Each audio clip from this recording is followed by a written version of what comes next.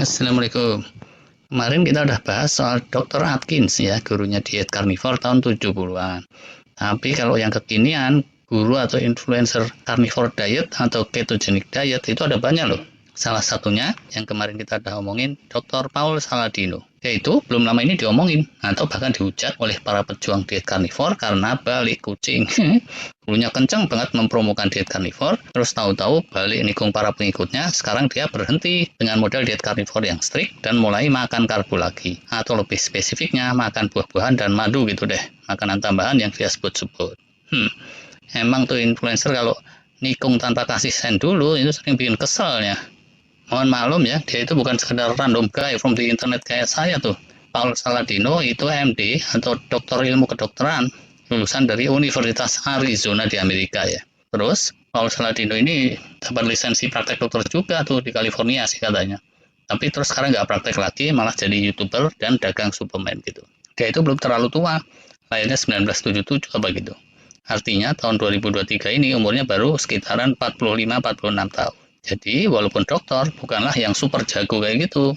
Dan gitu dia juga mendalami apa yang disebut functional medicine yang di Amerika sana dianggap sebagai jalur pengobatan alternatif yang nggak sepenuhnya ilmiah tapi disebut sebagai quasi science atau pseudoscience. Jadi wajar aja sih kalau masih agak berubah-berubah gitu. Walaupun itu namanya dokter kan ya, pola pikirnya juga nggak kaleng-kaleng. Dia terus dan terus belajar mempelajari hasil-hasil riset kekinian, dan karena itulah dia sempat banyak followernya, juga lumayan populer di dunia maya. Gitu ceritanya. Nah, dalam hal dietnya, dia itu dulunya sempat kepincut jadi vegan 7 bulan atau sebentar itu, terus nggak ngerasain enak, dia baca lagi berbagai riset, banding-bandingin pro kontranya sana-sini, terus merasa nemuin ilmu jitu dalam carnivore diet. Teruslah dia mendalami segala riset terkait itu, dan praktekin sendiri juga beberapa tahun, terus gitu deh.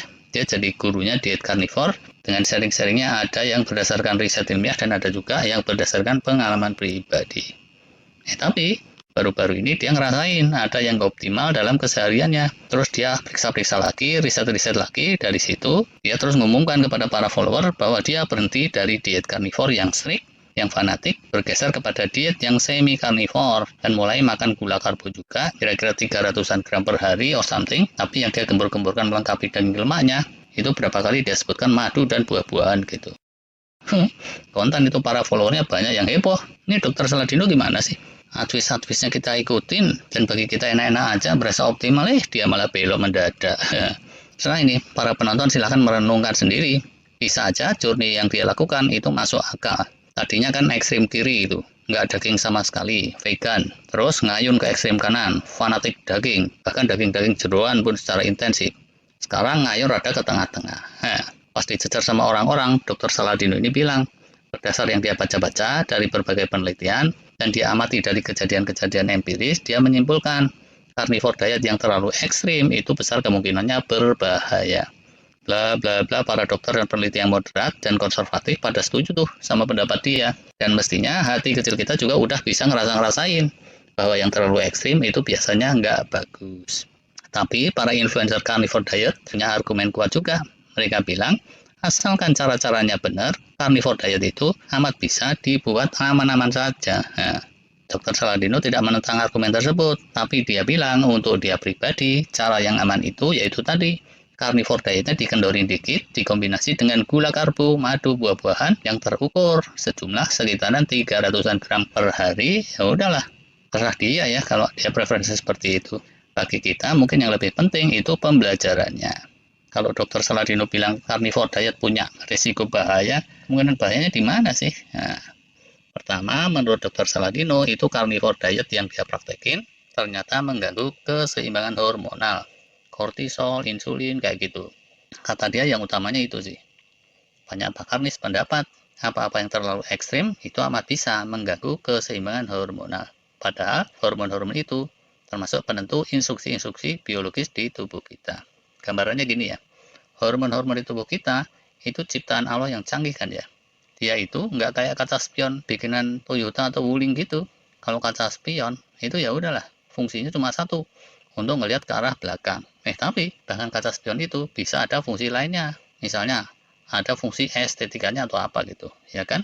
Nah, hormon-hormon kita itu hampir semuanya multifungsi juga. Kalau yang dimuat di jurnal ilmiah fungsinya cuma satu atau dua, itu maksudnya baru satu atau dua yang udah ketemu.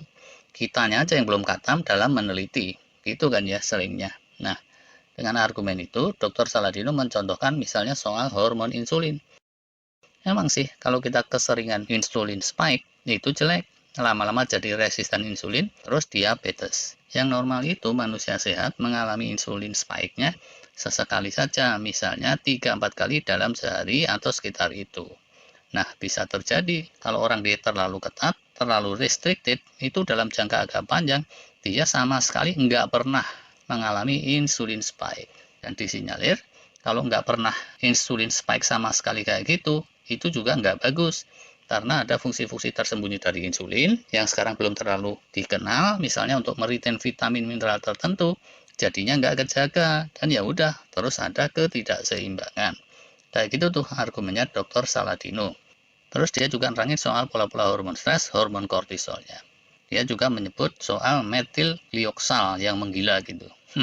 Ini urusannya dokter ahli diabetes sih, panjang lagi kalau diuraikan di sini. Dan seterusnya lah ya. Yang intinya Dr. Saladino itu menemukan setelah sekian lama dia diet karnivor secara amat strict, di hasil check up-nya itu dia dan dokter yang diajak konsultasi menemukan ada beberapa hal yang kepotret kurang balance. Dan jadinya dia terus mengubah dietnya, walaupun sebenarnya masih condong kepada carnivore diet juga. Gitu deh. Soal potensi bahayanya diet carnivore secara lebih panjang lebar, dokter dan peneliti lainnya kayaknya bisa juga tuh kita jadikan narasumber untuk kapan-kapan kita kompilasi insya Allah. Realitanya di luar sana ya kayak dokter Atkins kemarin itu, gurunya diet aja yang termasuk populer itu meninggalnya terkait kardiovaskuler. Dan penggiat diet karnivor yang terus kena serangan stroke atau gangguan jantung, kita nggak bisa pungkiri juga itu beberapa kali terjadi, dan netizen yang testimoni juga bukan sekedar 5 atau 10 orang loh, saya udah nontonin.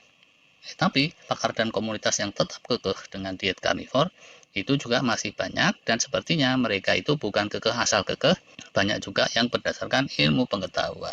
Kurang lebih inti argumennya tuh gini, nggak cuma diet karnivor, diet vegan, praktek fasting, OMAD, diet paleo, atau diet apapun juga, kalau meraktekinnya keliru-keliru itu emang bisa ada bahayanya.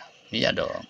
Terus kata mereka, situasi yang seperti dialami Dr. Saladino itu belum tentu tepat juga kalau mensolusikannya terus dengan memperkenalkan karbo lagi dalam jumlah yang kelasnya kayak sepiring nasi munjung. Iya sih, kemungkinannya itu bisa juga disolusikan dengan pendekatan lainnya, wallahu alam. Oke lah, ini kayaknya belum tuntas banget, tapi segini dulu lah sekarang ya. Terima kasih.